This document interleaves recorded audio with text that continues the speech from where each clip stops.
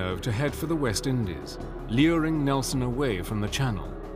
Villeneuve would evade Nelson, circle back, and join up with the Spanish fleet off the coast of France to take the Channel.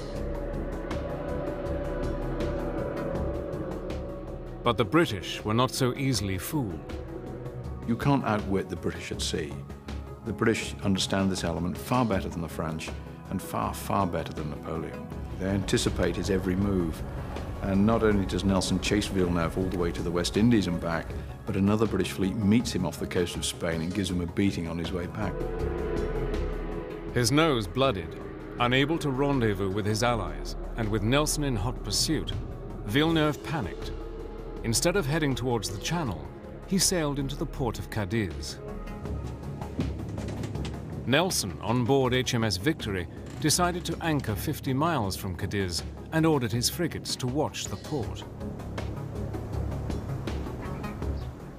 Villeneuve, under orders to sail immediately for the English Channel and believing Cadiz to be blockaded by only a small number of British frigates, sailed out of port and straight towards Nelson.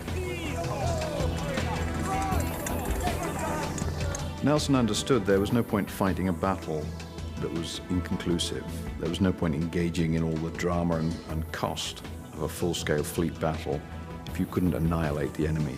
And he used that word over and over again. He said, only annihilation will do. Nelson's plan for the battle called for the Royal Navy's ships to form into two columns. These two columns would sail at the center and rear of the enemy line of battle. Nelson's two-column attack on the Franco-Spanish line is designed to cut them into three pieces. His flagship is going to cut the enemy line 1/3 from the front.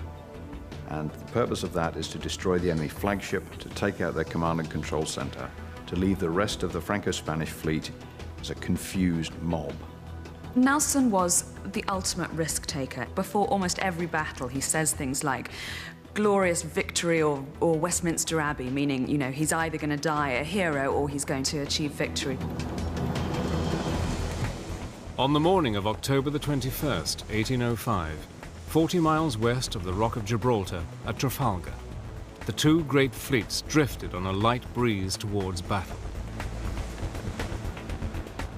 The French and Spanish began to form a line, when suddenly one of the Spanish captains realized that the rear of the line was perilously exposed. Our van will be cut away from the main body, and our rear will be overwhelmed. Half the line will be compelled to remain inactive. The French admiral will not grasp it. The fleet is doomed. The French admiral does not understand his business. He has compromised us all. As the two fleets were advancing towards each other off Cape Trafalgar, Nelson famously ordered the signal, "England expects that every man will do his duty." What he wanted to say was that England confides, has confidence that every man will do his duty. But the word confides wasn't in the signal book. It would have to have been spelled out. So his signal officer, John Pascoe, says expects, and Nelson says, yes, that will do. But the men know what Nelson means. And the fact that he's taken the time and the trouble to compose a signal to send to them just before the guns start firing, as they're going into battle, has a tremendous impact on their morale. Just a few moments later, HMS Victory drifted into range of the French guns. A minute or two of awful silence ensued, and then, as if by signal from the French admiral, the whole van, or at least 7 or 8 of the weathermost ships, opened a fire upon the Victory. Such a fire has scarcely before been directed at a ship. Fought at close quarters, the Battle of Trafalgar raged in an area just 1.5 miles long and 1/2 mile wide. 60 ships of the line engaged, the French and Spanish with 33, and Nelson with 27. According to Second Lieutenant Roteley, a Royal Marine officer aboard HMS Victory, the fighting was brutal. There was the fire from above, the fire from below, besides the fire from the deck I was upon. The guns recoiling with violence, reports louder than thunder, the decks heaving and the sides straining. I fancied myself in the infernal regions where every man appeared a devil. A midshipman on the Royal Sovereign later writes, It was shocking to see so many brave seamen mangled so. Some with their heads half shot away, others with their entrails mashed, lying panting on the deck. Almost 2 hours after the battle had begun, a single musket shot fired from the rigging of the French ship Redoutable rang out.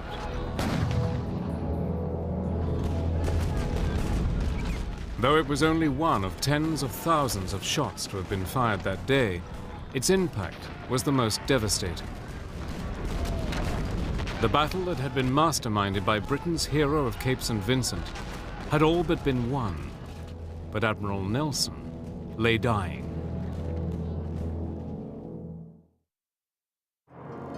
Amid the chaos of the Battle of Trafalgar, Admiral Nelson, Britain's hero of the Battle of Cape St. Vincent, was fatally wounded.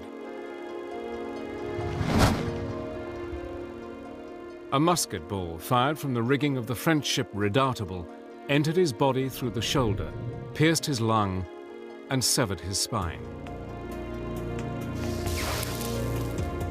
As he lay dying, the Franco-Spanish fleet was destroyed.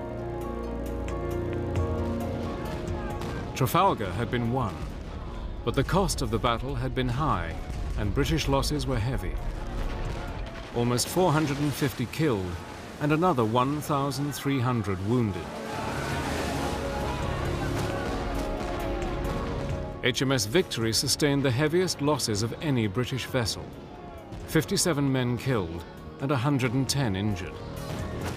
But of the 27 ships in the British fleet, not one had been sunk or captured.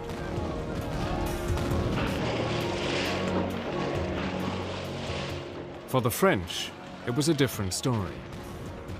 The Franco-Spanish fleet had lost 4,500 men. Nearly 3,000 were wounded, and 17 of their 33 ships were captured by the British. At the Battle of Trafalgar, Nelson sinks enough of the French Navy and the Allied Spanish Navy to ensure that France cannot impose its will on the British at sea for the rest of the Napoleonic Wars.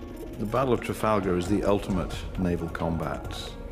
It doesn't decide who wins the battle, it decides who wins the war. And that war doesn't mean that the British have to go back and do it all again later. Nobody takes the British on in fleet-to-fleet battle for another 110 years. That's how important Trafalgar is. Nobody would take on Nelson's heirs, nobody would dare. And so for more than a century, the British have undisputed command of the ocean, unrivaled grasp on world trade, which makes them rich and successful. Shortly after hearing the news of his victory, Nelson died.